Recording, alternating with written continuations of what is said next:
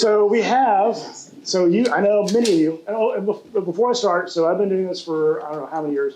I want to call it something very special. She surprised me today. The person that actually got me in real estate and as an investor, I lived with her for a while, and she, like a little baby, and she helped me out. Rhonda White is here, so she was in my wedding. She was godmother. She's godmother of my daughter, so thank you so much. So all this because of her. So it took me in the bug. And now we're in commercial. All right, so most everyone here does commercial. All right. The thing about commercial, most of it involves debt, right? You either have equity or debt, sometimes both. Most of us have done it long enough. How many of you guys have been burned by a commercial lender? Oh, come on. Yeah. I'm not going to throw lenders on the bus because I work with them. I love lenders. Lenders are a friend. But occasionally, they kind of hurt you a little bit. So only like 2 people have been burned by a lender. All your lenders are great? Yes. Oh, fantastic. I need to know these people. So in my experience as investing in my own dollars and helping others, some commercial lenders actually kind of burned you. So here's a scenario. I'm going to give you a real life example here in a second. You guys work your butts off to go get these clients, go get the deals, sometimes months, years, relationships that you invested in, and you get them under contract. It's all papered up, and then you go to your lender and get some debt. And now you're just sitting back going, oh, please God, oh, please God, oh, please God, oh, please God, oh, please God, right? You're praying. All of a sudden you become this most religious person in the room who's like, please God, let this lender do this because they say they have a relationship with someone. I'm hoping they deliver, which means when they deliver, I get my commission check. How would you guys like to not have that happen and have to be the most religious person in the world? How would you like to be able to take that control back? Yeah. All right, so I want to show you 5 ways to take control back and gain certainty close. The initial title of this was like how to keep a commercial lender from effing up your deal. But since it's G-rated now, we're recording this, it's just killing your deal. But we've seen it blow up all the time. So I'm a commercial debt broker. I'm also investing my own money. I've syndicated an apartment complex, an office complex. I've done my own business, $100 million plus in debt and equity. And if I've got another $100 million in the pipeline right now. So hopefully it closes this year and we'd be able to double that production. I've never invested for money. I invested for freedom. Everything I do is to invest for freedom and time. I want to spend time with my daughters, for those I love, and play golf. It's my background, golf. So let me take you a scenario here that could hit home for you guys that is real life. Realtor's client came, shared a story, had their client was buying a property through 1031 into a location out of state. They were assured by their banker they could do this because most bankers say, hey, we'll follow wherever our client is. They're a longtime client of this bank. Yes, absolutely. Here's the details of the transaction. Office, which this is back in 2019, let's tell you how long it goes. Office, it is a triple net lease tenant in this office building. It is a 10 cap. Should be easy. So you got 10 cap, triple net lease, corporate guaranteed lease. What could go wrong, right? Guess what? Week before closing, the bank president kills the deal going, we don't care where this is, like, we don't like this area. It's like, what do you mean you didn't like this area? It's like, you told me all along was, well, all of a sudden they corrected me and said, yeah, we don't like it anymore. So guess what happened? 1031 blew up, commissions blew up, and banker looks like an idiot, and the realtor looks like an idiot. Go, what the heck? How can you get any easier this? It seems like a simple deal. So that pain sits with everyone as far as like, I've trusted this lender to go do this. Now, again, capital stack, the debt is 60, 70, 80, 90% of this, right? So we're going to take control back. So here's 5 ways to take control back and gain certainty. Which button is this thing? This one right here. All right. Rule number 1. This is really simple. This is going to be like amazing. And again, I'm not trying to throw winners on these bus, but they're not entrepreneurs. They're employees. So think about this mindset. Their number 1 job is to bring deals in that work and not get fired. So I love lenders, but that's what they are. They don't risk their own money. But you need to do work for them. Sometimes they don't understand what penciling means from an investor standpoint or a business owner standpoint. So right now, value is not relevant anymore. You guys believe that? Value is irrelevant. What sold a year ago doesn't matter. The lenders want to know what the cash flow is. So lenders will lend to the point at which it will service the debt at acquisition. You got to do the math for them. Will it meet returns of the desired borrower and sponsor? We've had this happen before. You guys find a great property. The borrower, the sponsor, is coming in and buying this thing. They're great. We love this thing. They didn't do the math. Guess what? Their cash on cash sucks.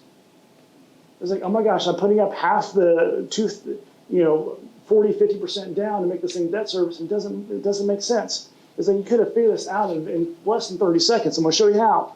And again, not to be redundant, unless you guys are going through CCIM, been through CCIM and have this, but this is really simple. You got to go do this for the banker.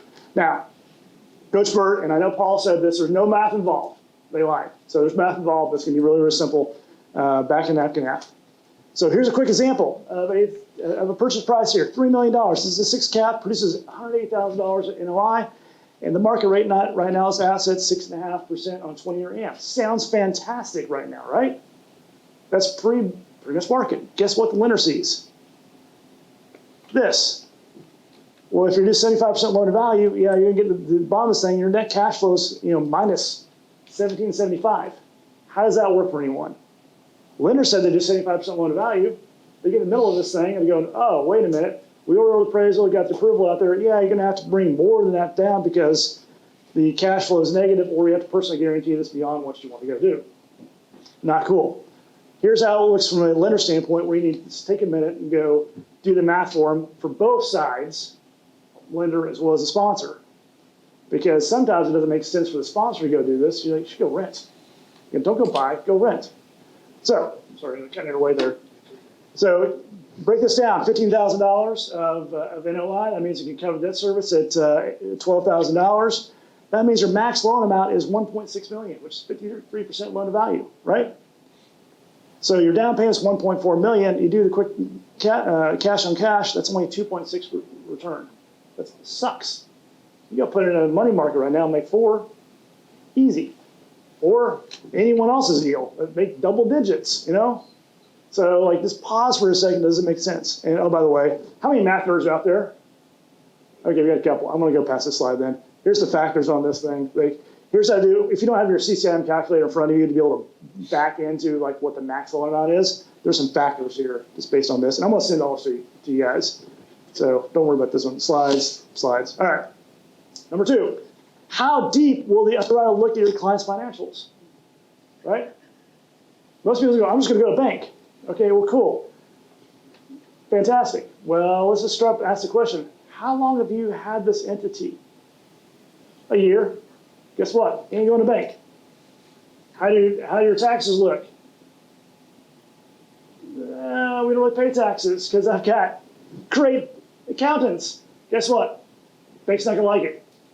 So automatically there, you eliminate 2/3 of your sponsor or your lending options. This is a picture I took of a Zoom call with 3 lenders about client financials. Here's a scenario. Well, this one, piece of land in downtown Nashville. It's worth $7.5 million. He owed $2.5 million. Sounds pretty good, right? Easy breezy. Well, the piece of land that produces no cash flow. He hasn't filed taxes in 5 years, and his credit score is 550. Guess what? Guess which 2 of those are the banks? So we had to go a different route there. So, but he was burning time trying to find a bank lender to go do this. Well, all of a sudden, you were wasting your time. The bank lender's not going to do this. Know your limitations. Know the limitations of the clients. And because bankers are, say this is recorded, right? So there's been banks out there that I've known last year, and their production people have told me, because they'll tell me because I'm a broker, not others, we cannot and we will not lend on anything non-owner occupied. I was like, why are you asking for business then? It's we have to. We have to keep up appearances. Now they're loosening up stuff, but they are under incentive to get applications knowing they're not going to perform those applications. Kind of sad. So Ask questions from your borrower, ask questions from the lenders. I love this picture, by the way. Of course, it's almost all the time. All right. Here's the other one. So back to the, know your tax return situations. If they haven't filed taxes in a couple of years, they're behind their taxes, they're not going to go SBA, they're not going to credit union, they're not going to go bank lenders. It ain't going to happen. No matter what the banks say, it depends. Let's look at standard stuff. Just know right there, don't even waste your time. Oh, and by the way, how many of you guys know about the global debt servicing calculation? Anyone? One? Yeah. All right, so it's good. You're researching. Me, what's on my video on YouTube about this thing? The number one thing that kills deals. Global debt servicing. When you go to a bank sponsor, if you got more than one kid, well, put it this way, they will deduct $10,000 for your spouse and $7,000 per kid before they get your personal debt servicing. Yeah.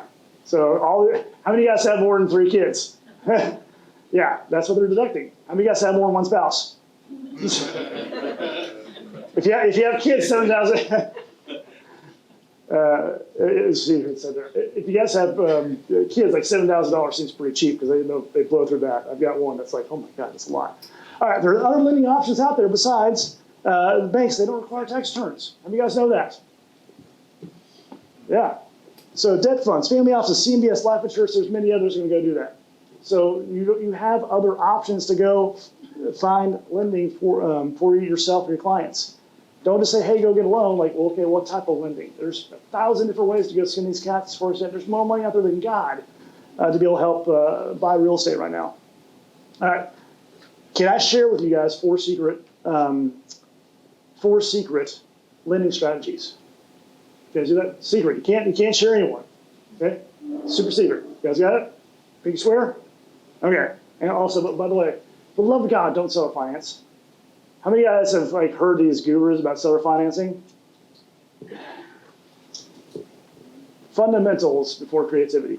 Who said that? You never know? Who said it? Fundamentals before creativity. Coach Wooden. You got another fundamentals before you get creative. Seller financing is, I'll get to the rest of the time, but do not seller finance for the love of God. It's top secret. Don't sell it. Tell anyone. 4 secret tools. Stand up here a little bit. Bridge. Most of you guys know about bridge. I'm going to talk about real estate right now, but this applies to business as well. Bridge. From one place to the other. Many lenders will lend on something at some point. It may not be ready for that right now. So you can actually bridge it to get that point. So bridge to a bridge or bridge to a permanent. I've seen multifamily, seen this with land. It's just a way to go take it down, secure it, go do what you need to with it, and then take it out with cheaper capital that's more long term. It is short. There's usually no prepayment penalties. I guess it is higher interest rate because it's higher risk. But it can go fast. Do not require tax returns. Earnout. How many of you guys know what an earnout is? Okay. Most people go build something. It's appraises, like Coach First Place here. Man, this thing appraised for $17 billion, whatever, only like $1 million. How do I go access that? Well, if you don't have great taxes to be able to go show that you can go pay your bills on time, you're not going to get it out. Well, if you negotiate with the lender on the front end going, hey, let's do the negotiation here. If this thing performs better than what we pencils, will you extend out that credit line for me without having to do a full refinance, which costs a lot of money, a lot of time? Absolutely. So it's, in essence, a performance bonus for you. It's pretty cool, isn't it? What could someone do with another $200,000, $300,000, $400,000, or $1 million if they perform well? Buy another piece of property, right? All right, CPACE. How many of you guys know about CPACE? Oh, CPACE is awesome. CPACE is amazing. Anything here is green energy, from lights to HVACs to plumbing, all qualify. That can be on a transaction basis or a purchase or refinance basis. You can actually go in and get a loan just on those components. Guess what? It's tied to the property bill. It is non-recourse. It is sometimes 30 years amortization, and sometimes the payments are deferred. These are great for hotels and multifamily. So think about your capital stack, your equity, your debt. If you're tied on debt or equity that where mezzanine would fall into, you can apply CPACE for all the components there, and it sticks with the bill. So if you go sell something, it can actually go with the property. So it helps the seller as well. How many guys have clients that need capital improvements for a tenant, 3 tenants, to grow, to expand? This is instant capital. And you actually can, if someone's put this into the last couple of years, you actually refinance as well. Non-recourse. You guys know what non-recourse is? Best thing ever. Best thing ever, yeah. You're not kissing the paper. All right, cross-collateralization. How many know clients that are equity rich and cash poor? They want to go buy something. Cool, how are you going to go do it? I need to go raise some capital. Well, don't you have like a bunch of capital and equity in other property? Yeah. Well, why don't you use that as the down payment for the next property? You actually cross properties. No money. It's a beautiful way to go do it. The lender will take the first lien on both properties, as long as still cash flows. And there's no prompt exchange. I've actually seen it where people getting cash out from buying a new property. They wouldn't cash out on the existing one because they can't. But you buy a new property, all of a sudden cash flow numbers work. Yeah. Now you're thinking of ideas, aren't you, Wyatt? Yeah. Okay. All right. So there's just 4 right there. Don't tell anyone else. That's what it is. Okay. Bring the promise. All right. Preventing deal fatigue. How many guys have been through deal fatigue? Oh yeah, what's deal fatigue? Like, oh my God, the slow drip of a request from the lender. And it's most of the time the lender doesn't know because the lender's employee, lender's relying on their underwriter to tell them what they need. Like, all the documentation is the same that you need for every single lender. It's exactly the same. I'm going to show it to you in a second. But also, most sponsors and realtors hand off the loan thinking and trusting this employee is going to represent their client the right way and tell the story the right way to go get the loan closed. And I'm going to show you in a second. You need to own the narrative. Do not give them the pen. Take control back. That is extremely important because they're going to the credit committee on your behalf to go get you this loan. So own the pen. Here's the documentation. How many guys know the list? Every single lender needs this. No matter, and I'm going to send this to you guys. Don't have to worry about taking a picture. Like, I'll have your email address. I'll send it to you. All the Dropbox link and everything here. But use Dropbox. Every single lender knows this. You know when the best time to go do this is? Terry Gilly? In the beginning. In the beginning. CPAs over here. When you go do it, reading taxes. You got to stuff in with your taxes? Read Dropbox. Send it to them. It's all, then it's done. It's so simple. Stay organized. Tell the story. Tell the story, tell the story, tell the story. Every property has a story, every bar has a story, but he needs to be specific on what it is.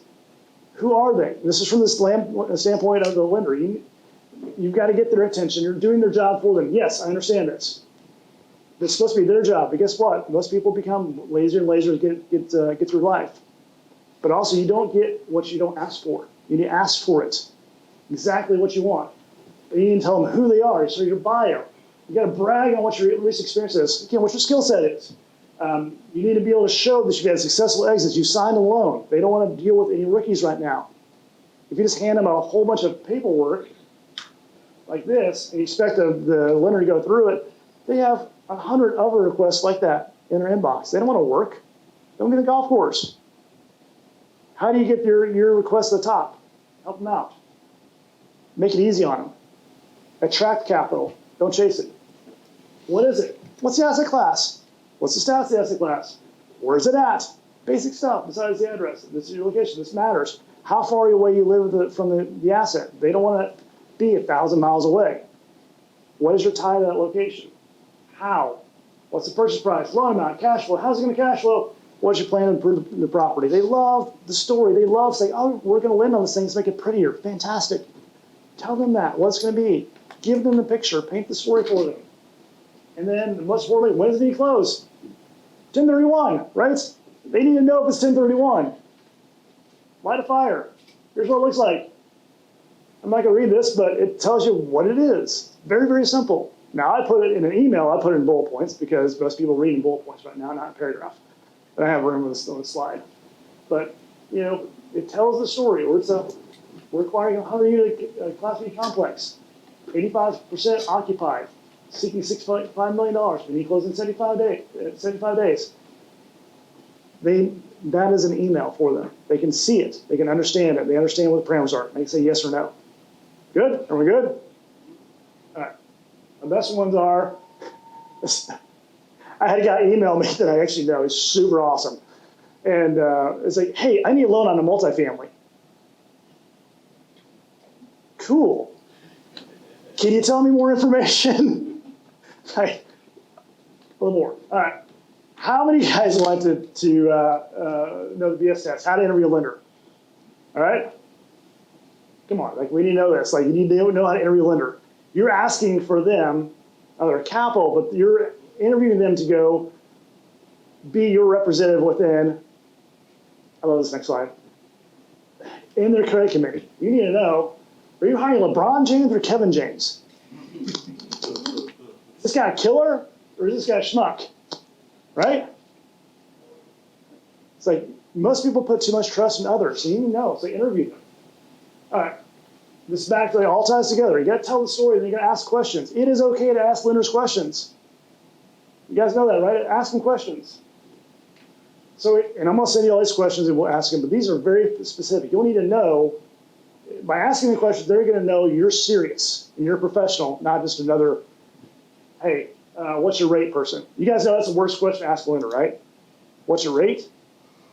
That shows absolutely that don't ask them that, unless you want to piss them off. Then you can ask them that. But you ask that at the end. Never ask them the rate, because they don't know what the risk. The rate relates to the risk. They don't know the risk until they ask all the questions. Again, back to the story. All right, what's your box for this? What is your minimum and max loan amounts? How much money you have right now in this bucket? Q1, Q2, Q3, Q4. They might not have money. Oh yeah, we're taking applications. How much is your sign authority? In essence, do they trust you enough to go approve this on your own? You have to go to mommy and daddy. Who will make the go, no-go decision on this loan? Is it you or your boss? Assuming my client or yourself gave 100% of documents you needed back to the Dropbox, what is the timeline from term sheet to order appraisal and closing? Walk me through that process. Sit back and listen. What is your communication process along the way? Very important. How do you know they're actually doing what they're doing? What's going on right here? You don't want to go chase them down. You want to attract it. You're trying to find professionals, just like you're representing professionals with your clientele, and you're a professional. You're looking for professionals here. How long have you been at this institution? You can look this up on LinkedIn. If they're every two, which I call new every two, they don't have the book of business and had to fight. They book their business, they go in another seat. They haven't fought for it, seen it perform on their side. How many deals like this have you seen in committee? Very good question. What ones they got approved and why? Why did others get turned down? Ask them questions. What do you see about this one? Red flags you see about this one? Who would turn this one down and why? How many deals have you personally shepherded through a committee like this? What is your track record of success? That's an important question to ask. Yeah, LeBron James or Kevin James? All right. Number 5, competition and prevention. So they need to know that there is competition out there, and most of them do. It's slow right now in lending, but they're going to be more active. But if you think you're just talking to one person, they're going to be lazy, right? If there's no competition, we're going to take our time. We're not going to get the best deals, best rates, best service, best communication. They need to know you're talking to others. There's plenty of other studs out there as far as like lending options. A ton of capital out there. There's more capital. I think it's something like 13 trillion in capital, ready to be deployed for the right place. All right. Here's what you're going to do. Contact multiple lenders. You're going to find them on LinkedIn, Google, YouTube. Scotsman's Guide is a good place. Scotsman's Guide is a good place. And then professional debt brokers like ourselves. But Scotsman's Guide is great if you know how to talk to lenders. There's services out there we use as debt brokers to be able to get you quotes for properties and for our lenders as far as pre-qualifications, what it looks like. So if you guys have, how many of you guys have listings in real estate right now? Or about to take them on? How many guys, how would you like to know like what lending is available for that building? What terms? We can go search that pretty easy with our software. So I've done $100 million plus in brokering and equity. I've done my own deals. Speaker and panelist, co-author.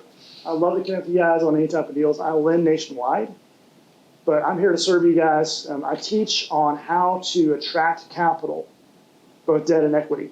It's a very specific way. It's by your psychological, how you go do it, how you position yourself. But my role for you guys is to be a servant for you guys and be able to help you and your clients go through this faster, avoid the hiccups and the frustrations of getting that capital closing so you guys can get your commissions faster and clients get their 1031 done and get their property so they can start cash flowing. So I'll be around for lunch, and if you guys have any questions, I'm here to help.